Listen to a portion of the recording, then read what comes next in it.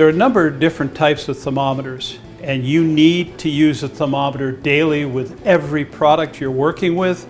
After use, you need to alcohol wipe them to make sure they're clean. But let's start with the basics. We have a dual metal, and this is calibrated on a daily basis in ice water.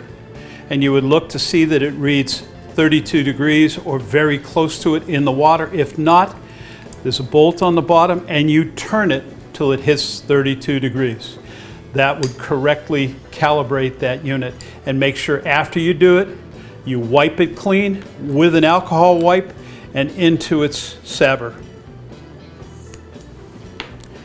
Next one is the electronic, which does not need to be calibrated.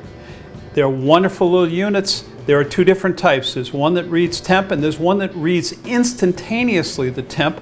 And my suggestion would be the instantaneous read so that you don't have to hold your hand in an oven and keep the thermometer in there to find out what the temperature is. These are great little units. Some of them come with a suggestion on the bottom of the correct temps for products. This is a great unit to use. And there's a brand new unit out there, and this is a Bluetooth probe. And this can be put into the meat in the oven wherever you'd want it. It goes up to 800 degrees and you can read it on your cell phone. And it will tell you when the product has reached temperature. So when that's in there, you can go do what you're doing in the kitchen, do what you need, and when your phone rings, the product has reached its temperature. It's a great, great thermometer. Now, and here's the old standby. This is for reading surface temperatures only. This is not for reading meats, not for reading internal temperatures. This would be for reading your holding surfaces, your grill surfaces, your charbroiler surfaces, and this is very important to you.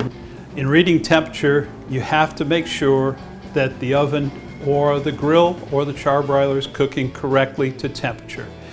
And if you've had a repair on it, you need to make sure that its performance is up to manufacturer standards and food safety standards. This thermometer is the best way to test it. And if it is not reaching the temperature correctly, one of two things. Either the parts you replaced were not doing the job correctly, or you have a problem with your equipment.